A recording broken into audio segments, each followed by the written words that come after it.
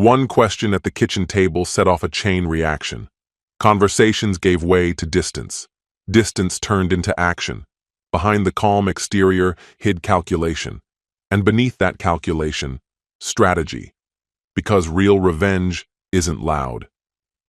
It stays quiet, makes breakfast for the kids, and checks boxes on legal forms. It smiles at parent-teacher meetings and arranges toys in a new room. And one day, the reflection in the mirror isn't the one who was betrayed. It's the one who survived and came back stronger. Greetings, my dear viewer. Please tell me which city and country you're watching this video from. Maybe you're watching me from a small town or a gigantic metropolis. Write about it. Make sure to subscribe to my channel and share this video with your friends. It will make me very happy. Let's get started. My name is Russell. Ophelia and I had been together for 9 years. We shared a life, a home, and 2 children, Milo, 7, and Eva, who had just celebrated her 4th birthday. From the outside, everything seemed perfectly in place. We lived in a comfortable house near Portland, held steady jobs, and never once missed a mortgage payment. But beneath the surface, if you looked closely, and eventually I did, something wasn't quite right. The change crept in gradually. Ophelia stopped joining me on the couch. Her texts, once affectionate and warm, were reduced to curt responses, sometimes just a K. She began staying late at the office more often, attributing it to a demanding new client and tighter deadlines for her marketing team. At first I believed her, but then one Thursday I called her office simply to hear her voice. A coworker casually mentioned she had left early. That stuck with me. A few nights later, I walked past our bedroom and heard her laughing, deep, carefree laughter, while on the phone. She hadn't even noticed me standing there. I didn't ask who she was talking to. I didn't want to become the paranoid husband. Still, from that night forward, I started quietly watching. That weekend, we attended a neighborhood cookout hosted by Silas, a few houses down. Ophelia barely looked up from her phone the entire time. I leaned over and asked, "You okay?" Without looking at me, she smiled and said, "Yeah, it's just work." Later, Silas pulled me aside. "You and Ophelia good?" he asked. I gave him a confused look. "Why?" "She seems kind of distant," he said. It was the first time someone outside our home gave voice to what I'd already begun to feel. The turning point came on a Tuesday evening. Ophelia had fallen asleep, and her phone was charging on the nightstand. I've never been one to snoop, but something inside me shifted that night. I picked up her phone and gently pressed her thumb to the sensor. It unlocked right away. I didn't even have to search. One notification appeared immediately. Declan, thinking about last weekend. Can't stop smiling. I tapped it. The app asked for a second password. She had gone out of her way to lock it down. Deliberate, cautious, hidden. I placed the phone back where I found it. My hands were steady. There was no shouting, no emotional eruption. I sat down in the hallway and breathed slowly for nearly 20 minutes. That's when I made my choice, not to confront her yet, but to watch. Quietly. Intentionally. The next morning, Ophelia made blueberry pancakes for Eva, just how she liked them. She moved through the kitchen as if everything were perfectly normal, humming a tune I didn't recognize while she poured herself coffee. I didn't bring up the message. I simply observed. 2 days later, on Friday night after the kids were asleep, I told her we needed to talk. We stood in the kitchen. I sat down at the table and she joined me with her arms crossed. "What's this about?" she asked. I met her gaze. "Are you involved with someone else?" She didn't blink. No gasp of surprise, just a cold, quiet tension in the room. "I don't know what you mean," she said carefully. I kept my voice calm. "I saw a message from Declan." She paused, then exhaled. "It's not what you think." "Then tell me what it is." "We've just been talking," she said, brushing her hair behind her ear. "It's emotional. That's it. Nothing physical, but it might have gone there." The air between us turned heavy. How long has it been going on? I asked. 5 months, she murmured.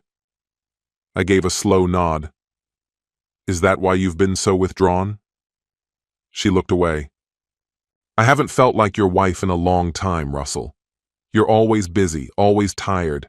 I felt invisible. I needed more. And you found that in Declan. I didn't plan to, she said. He gets me. I can be myself with him. I feel understood. I let her words hang in the silence before asking, Are you willing to stop seeing him? She hesitated. I don't know. I need time. No, I said quietly. You've already made your decision. And now, I've made mine. She stood up. You're being dramatic. No, I answered. I'm just being truthful. She didn't reply. She turned and walked upstairs. That night, I moved into the guest room. I didn't sleep, not because of rage, but because my mind was working, strategizing. The next morning, I went about things as usual. I made breakfast for the kids. Pancakes, juice, cartoons playing in the background. Just another Saturday, at least for them. Ophelia eventually came downstairs, deliberately avoiding my gaze, and muttered a barely audible, "Morning." I gave her a simple nod. No words exchanged. That afternoon, while she took Eva to ballet class, I made 3 crucial phone calls. The first went to Marcus Grant, a family law attorney recommended by a colleague who had quietly finalized his own divorce the year before. Marcus was calm, candid, and didn't sugarcoat anything. You need to protect yourself, he advised. Especially when it comes to your finances. Don't confront her anymore. Just document everything. The second call was to a therapist. I knew if I didn't take steps to manage my emotions, I'd end up reacting from pain instead of leading with clarity and purpose. The third call was to my brother Nathan, the one person I trusted to be there for the kids in case everything started unraveling fast. That evening, after Milo and Eva had gone to bed, Ophelia and I talked again. I'm not looking to argue, I told her calmly, but I need a straight answer. Are you ending things with Declan or not? Her expression tightened. You're trying to trap me. No, I replied evenly. I'm asking you to make a decision. You can't have both of us. If Declan is the one you want, I won't stand in your way, but I'm not staying in a marriage with someone who's already halfway gone. She crossed her arms. I just want a proper goodbye. I need closure. Closure? I said, raising an eyebrow. Sounds more like a convenient excuse to see him again. Her voice rose in frustration. I'm not hiding anything. You're just trying to control me. I stood from my seat. If asking my wife to cut ties with the man she betrayed me with makes me controlling, then I guess I am. She clenched her jaw and stayed silent. Look, I continued, steady and firm. If you want to be with him, just say it. Pack your things and go. I'll handle the rest. She didn't leave that night, but something between us fundamentally shifted. Whatever softness I still felt began to harden. In the weeks that followed, we kept up appearances. Ophelia told me she had broken it off with Declan. She said she sent a final message and blocked his number. She even showed me the text and deleted his contact. I wanted to believe her, but trust broken once is rarely repaired so easily. About 10 days later, I went to the laundry room and saw her phone resting on the dryer, screen aglow. I hadn't meant to check it, but the name on the notification made me stop cold. Declan. Miss you. That song you sent. I can't stop thinking about it, only it wasn't under his name. The contact was disguised, listed under a client file with a dash, clearly meant to mislead. I walked upstairs with her phone in hand. She was brushing her teeth when I entered. You're still talking to him? I asked. She glanced down, froze. That's an old message, she said, pausing. It's not recent. I held the phone up so she could see. He just sent this. Want to try that again? She shut off the faucet. It's complicated, Russell. He's helped me through a lot. No. What's complicated is raising 2 kids while their mother lies and continues an emotional affair. I said I was sorry. No, you're sorry you got caught. The following morning, I had the divorce papers served. My lawyer arranged for them to be delivered shortly after she dropped Eva off at preschool, to avoid a scene in front of the children. That evening, Milo, ever perceptive, looked up at me and asked, "Why are you sleeping in the guest room again?" I sat beside him. "Sometimes grown-ups don't agree on everything," I explained gently. "But your mom and I both love you and your sister. That will never change." He nodded slowly. "Is Mom in trouble?" "No one's in trouble," I told him. "We're just figuring out some tough things." Later that night, Ophelia confronted me. "You didn't have to humiliate me." I met her eyes without flinching. "You had your chance to be honest. What happened today is the result of the choices you made." She had no reply. I didn't wallow in self-pity. Instead, I woke up at 5:30 every morning and started lifting weights in the garage before the kids were up. I accepted a promotion I'd postponed, not because I couldn't handle it, but because I'd lacked the emotional clarity. I even made an early mortgage payment. Ophelia noticed the change, but I didn't owe her explanations. We were still living under the same roof, but in separate bedrooms, leading separate routines, for the sake of stability, at least until the divorce was finalized. Our setup had grown tense, but it still worked.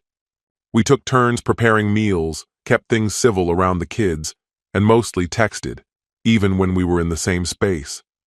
The emotional connection was gone. All that remained was coordination. One afternoon, I picked Milo up from school. During the drive, he turned to me and said, "You seem happier these days." I glanced over. "Yeah? You think so?" "For sure," he replied. "You laugh more now." And he was right. I'd begun laughing again, at shows, at dumb memes, at nothing in particular. Not because I was fully okay, but because I'd finally stepped out of the fog. Ophelia, meanwhile, didn't carry herself like someone basking in love. She looked depleted, preoccupied. Her arrivals got later and later, and she offered no reasons. I stopped questioning. I stopped caring. But I couldn't help noticing, if Declan was still around, he wasn't making much of an impact. One evening, as I folded laundry in the living room, she made a sudden remark. "You realize the kids are doing all right because of me, don't you?" I folded another t-shirt. "They're doing all right because both of us love them, and only one of us hasn't been dishonest for half a year." She had nothing to say to that. I stuck with therapy, pushed harder at the gym, and built back strength, 10 pounds of new muscle. I wasn't swiping on apps or flirting with anyone. I didn't need outside reassurance. But people noticed the shift. Co-workers, friends, even Claire, Ophelia's sister, who ran into me at the store. "You look different," she said. "In a good way." I smiled, tossing apples into a produce bag. "Thanks. I feel different." And I meant it. I was quietly healing, and Ophelia could feel the distance. With Milo turning 8, Ophelia and I decided to host separate celebrations. Mine would be the weekend before, hers on his actual birthday. I kept mine simple: games in the backyard, cake, close friends and family. Milo was lit up the entire day. He told me it was his favorite birthday ever. That was enough for me. A few days later, Claire brought something up in conversation. Declan was expected at Ophelia's gathering. It was going to be held at her parents' house, the backyard where she'd spent her childhood. I didn't react, just gave a nod. "She didn't tell you?" Claire asked. "No," I said calmly. "She didn't." Claire looked uneasy. "I thought you should know." I didn't mention it to Ophelia. No confrontation, just quiet preparation. That Saturday morning, a couple of hours before the party, I ran some errands and stopped by her parents' place around 10. The kids were already inside with their grandparents. I circled the house and spotted Ophelia and Declan tying up decorations. Her face went rigid when she noticed me. Declan stood there like he'd just been handed a live grenade. "Russell," she said, stiff as stone, "you're not supposed to be here." "I'm not staying," I said evenly, holding out a gift-wrapped box. Just dropping this off from Milo, and I wanted to say hi. Declan tried to smile, uneasy. Hey, man. I stared right through him. Enjoy the party, I said, then turned to Ophelia. But don't use our son's birthday to put your new boyfriend on display, especially when a good part of your family still doesn't know the full truth. She looked down. You don't understand. No, I said. I do. You just didn't think I'd show. That's your mistake. I walked away without another word. Later that afternoon, I hiked through a nearby trail to clear my head. Somewhere along the way, my phone buzzed. A message from Ophelia, asking me to come back, saying Milo would miss me. I didn't reply. That evening, Milo called. Thanks for the present, Dad. It was awesome. Glad you liked it, buddy. He didn't mention the party, and I didn't ask. The message had already been delivered. 2 weeks passed, and the divorce was finalized. I signed the paperwork on a quiet Thursday morning and headed straight to my new place, a modest 2-bedroom home just a few blocks from the old one. It was peaceful. The backyard was fenced. Space to breathe again. The first thing I did was set up Milo and Eva's rooms, hung up posters, laid out their blankets, plugged in the nightlights, so it felt like their home the second they arrived. When they walked in, Milo's face lit up. This is awesome. Eva squeezed her stuffed unicorn like it was the best day of her life. That night, we made homemade pizza, curled up for a movie, and laughed like nothing had changed. And for the first time in what felt like forever, it actually felt true. Throughout that period, Ophelia kept attempting to stretch our communication beyond the necessities of co-parenting. She'd send snapshots of the kids outside the agreed-upon hours, offer to help me get settled in the new house, or casually bring up plans for upcoming holidays. I answered politely, but with distance, short, neutral replies. At one point she messaged, "We don't have to be on opposite sides." I chose silence over engagement. Another time, while handing off the kids, she lingered on the doorstep and said, "I still care about you." I looked her square in the eye and replied, "What you cared about was having control. That's no longer yours." She never said anything like that again. As for Declan, he quietly slipped out of the picture after the birthday celebration. From what I could gather, their relationship dissolved slowly and without any major incident, more like a flame quietly snuffed out than a dramatic breakup. People stopped asking. They either knew the truth or had enough pieces to figure it out themselves. Claire stayed warm and respectful. Even Ophelia's father, who once barely acknowledged me, shook my hand at Eva's school recital. By the time 6 months had passed, I had regained my balance. Early morning workouts, steady progress at work, dinners with the kids, and solitary evenings that no longer felt empty. One Saturday, while I was sweeping leaves off the back porch, Milo glanced up at me and said, "You don't get mad anymore." I chuckled. "Is that a good thing or a bad thing?" He shrugged. "Not sure. Just feels better." I wasn't chasing revenge. I didn't need drama. What I had was enough: peace of mind, time with my children, and a steady path ahead. Ophelia once told me she didn't feel like my wife anymore. She was right, and I thank God every day that she's not. Our story has come to an end. What do you think about this story? Share your thoughts in the comments.